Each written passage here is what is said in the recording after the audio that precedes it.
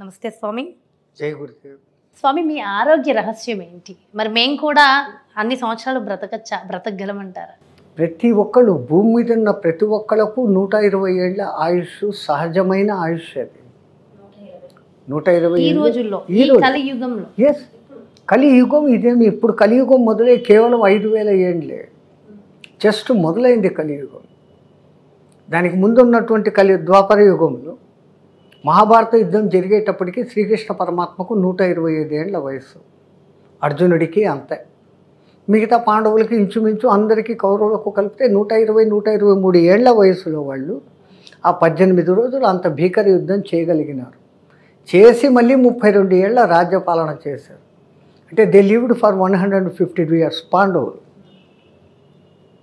మన లైఫ్ మన చేతిలో ఉందమ్మా.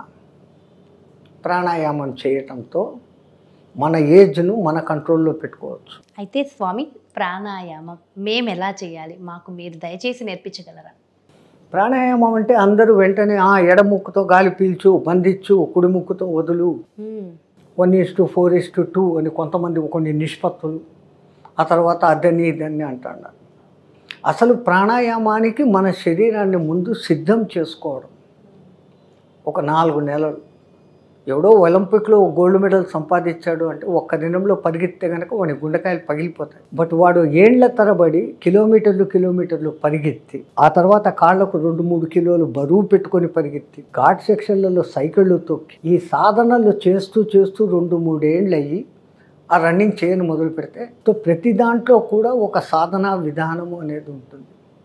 మా గురువుగారు మాకు 4 రకాల క్రియలు అనేది ముందు చేయమన్నారు. 4 నెలల కాలము కంటిన్యూగా 4 క్రియలు చేయమన్నారు. దాంట్లో ఒకటి వేగిని అంటే, ఆ వేగిని చేయటం మూలంగా అసలు వేగిని ఎట్లా చేయాలో ముందు చూశారంటే మీరు ఆ వేగిని అన్న పేరు ఎందుకు వచ్చిందో తెలుసుకోండి.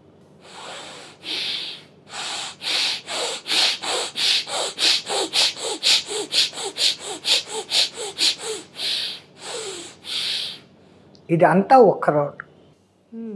దీని మూలంగా ఏం చెప్తుంది, మన శ్వాస నాళాలలో ఉన్న కల్మషాలన్నీ ధోబీ బట్టలు ఉతికితే కల్మషాలు బయటికి పోయినట్లుగా పోతాయి.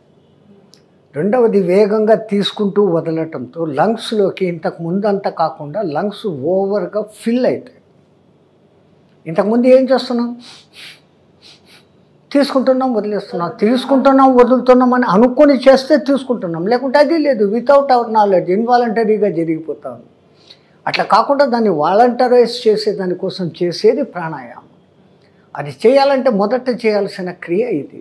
ఊపిరితిత్తుల లోపల ఉన్న కల్మషాలు, శ్వాస నాళాల్లో ఉన్న కల్మషాలు బయటికి వెళ్ళిపోతాయి. At the same time lungs expansion అనేది జరుగుతుంది. ఈ చేస్తున్నప్పుడు గమనించాల్సిన విషయం, వెన్నుపూసను కదిలించొద్దు, స్ట్రైట్గా ఉండాలి. స్ట్రైట్.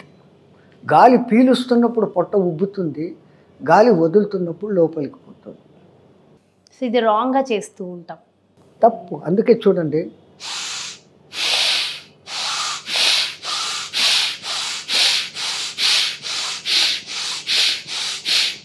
దీని మూలంగా బెనిఫిట్ మాటికి పొట్ట లోపలికి పొట్టికి వస్తే వాడి లోపల ఉండే ఆంతర్చూషికాలు అనే పేగులు ప్రెషర్కు గురి అయ్యి జీర్ణ వ్యవస్థ బ్రహ్మాండంగా ఉంటుంది. వాడు ఏమి తిన్నా కానీ అది అరుగుదల జరుగుతుంది. ఈ శ్వాస నాళాలు శుద్ధమైతే పేగులకు శక్తి కలుగుతుంది, ఆహార జీర్ణ వ్యవస్థ. ఇది మొదటి క్రియ. ఇది ఒక్క రౌండ్. మొదట్లో ఒక 3 రౌండ్లు చేస్తూ. అంటే ఎంతసేపు? 3 రౌండ్లు అంటే జస్ట్ ఇది. ఇప్పుడు ఇది ఒక రౌండ్. ఇప్పుడు అబ్జర్వ్ చేయండి.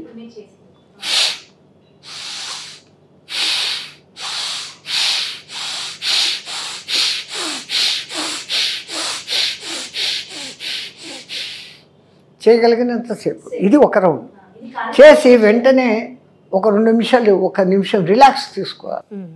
కొత్తగా చేసినప్పుడు కళ్ళు తిరిగినట్లు, చెవులు దిమ్మెక్కినట్లు అనిపిస్తుంది. ఎందుకంటే previously you never did this. Me body దీనికి అకస్టమేషన్ కాదు, మీ బాడీని అకస్టమేషన్ అలవాటు చేస్తున్నారు.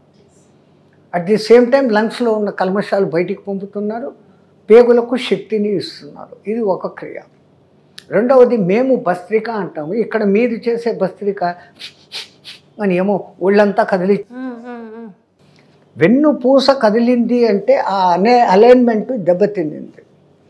షట్చక్రాలకు సహస్రానికి మూలాధారానికి ఉన్న ఆ అలైన్మెంట్ ఒక కడ్డీ సరిగ్గా దింపితే ఆ కన్నంలోకి నేరుగా వెళ్ళిపోవాలి. కానీ ఇది ఇట్లా అయిపోయిందంటే సబ్ డిస్టర్బ్ हो जाएगा.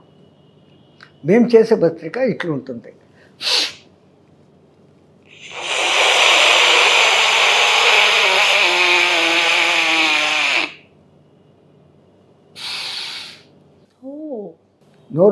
నోరుతో పీల్చుకోవాలి. ముక్కును మూసేసి దంతోష్ట్రాల నుంచి గాలి పీలుస్తాం. ఆ సౌండ్ వస్తుంది.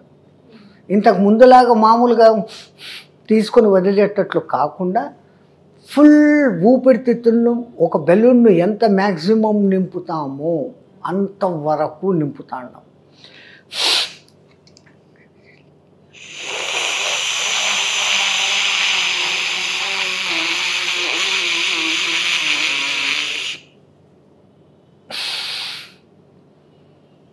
దీన్ని భస్త్రిక అంటాం.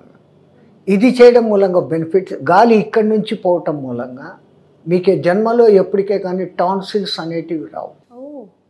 రెండవది, ఈ గాలిని ఇట్లా బలంగా పీలుస్తాం కాబట్టి ఈ మెడ నరాలన్నీ టైట్ అవుతాయి. ఇక్కడ థైరాయిడ్ అనేది మీరు ఒకటి చెప్తారు, అది మనిషిని ఒబేసిటీకి కారణమవుతుంది, లెస్సిటీకి చాలా ఇబ్బంది పెడుతుంది స్వామి. ఈ కాలంలో ఉండేవాళ్ళు పాపం ఒబేసిటీతో బాధపడుతున్నారు. చాలా లేదు, ఆ ఒబేసిటీ ఆ థైరాయిడ్ లెస్ యాక్టివిటీగా పనిచేసిందంటే తిన్నది ఒళ్ళుకు పట్టకుండా పోతుంది. ఒబేసిటీకి 2 కారణాలు. పూర్వంలాగా కష్టపడి ఎవరూ పని చేయడం లేదు, వాళ్ళ ఇల్లు వాళ్ళు ఊడ్చుకోవడం లేదు, వాళ్ళ ఇంటి ముందు నీళ్లు చల్లి ముగ్గులు వేసుకోవడం లేదు, ఆ ఆవులకి ఇంత కనీసం గడ్డి పెట్టడం లేదు, కడిగి శుభ్రం చేసే మాట దేవుడు. ఇప్పుడు ఆవులేలు, అపార్ట్మెంట్ల సంస్కృతి. 7 గంటలకు లేచి బెడ్ కాఫీ లేచి తాగి వెళ్ళిపోయడం తప్ప ఇంకా కావాలి కుక్కల్ని పెంచుకో. ఈ పనులన్నీ చేయడం లేదు. వాళ్ళు ఇంతకుముందు ఇసురాయితో పిండి రుబ్బుకునేవాళ్ళు, ఇట్లా పిండి రుబ్బుకునేవాళ్ళు, దంచుకునేవాళ్ళు. వాళ్ళకి ఆ కష్టాలు ఉన్నాయి, హెల్త్. ఇప్పుడు ఏ కష్టమూ లేదు. తినడం, టీవీ దగ్గర కూర్చోవడం, లేకుంటే పండుకోవడం, ఆఫీసుల్లో కూర్చోవడం, టైపులు కుట్టుకోవడం. ఒబేసిటీకి అదొక కారణం అయితే. రెండవది, శారీరకమైన సరైన వ్యాయామం లేకపోవడం రెండవ కారణం. ఆ మాత్రం కూడా చేయలేని వాళ్ళు ఇది చేయలేని మొదలు పెడితే thyroid will come under control. క్రియలు చెప్తున్నాను, క్రియల యొక్క లాభాలు కూడా చెప్తున్నాను. మూడవది, మేము శీతలి అంటాం. అది కూడా ముక్కులు మూసేసి నాలుకను చిలుక ముక్కులాగా చేసి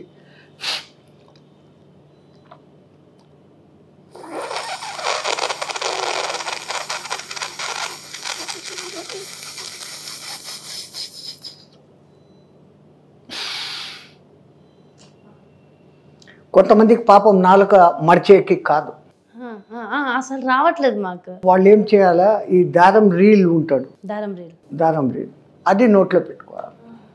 ఇట్లా చేస్తాం మేము అని చేస్తాము అంటారు. అది చేస్తే సగం గాలి దంతాలకు, మళ్ళీ రాంగ్ అయితే అపోజిట్, అదే దంతాలకు తగులుతుంది, నాలుకకు తగులుతుంది తప్ప లోపల ఉన్న చిన్న నాలుకకు దాని వెనక ఉన్న మెడుల్లో ఆమ్లాగేటకు తగలదు. సో చాలా జాగ్రత్తగా గురు సమక్షంలో. అందుకే ఏది కూడా గురువు బినా విద్యా నహి. గురువు ఈ లోపల ఇట్లా చెయ్యనేసి చెప్పేసి వదిలిపెట్టడు. ఎందుకు చెయ్యాలో చెప్తాడు, ఎట్లా చెయ్యాలో చెప్తాడు. ఆ విధంగా గురువు చెప్పినట్టు చేసుకున్నాడు. గురుస్థానానికి వాడే వస్తాడు పైకి. నిన్నటి శిష్యుడు రేపటి గురువు. మారుతుంది తరాలు. బట్ ఆ గురువును నువ్వు ఆదరించి గురువు చెప్పింది విని చేసినప్పుడు ఈ బెనిఫిట్స్ వస్తాయి. ఈ శీతలి బెనిఫిట్ మెడుల్లా ఆమ్లాగేట కూల్ అవుతుంది. శీతలిలో కానీ వేగినిలో కానీ భస్త్రికలో కానీ ఈ లంగ్స్ కెపాసిటీ మనకు బ్రహ్మాండంగా పెరుగుతుంది. ఇంతకుముందు లేనట్లుగా గాలిని ఎవరు ఇంతకుముందు అంతకు పీల్చారు కదా.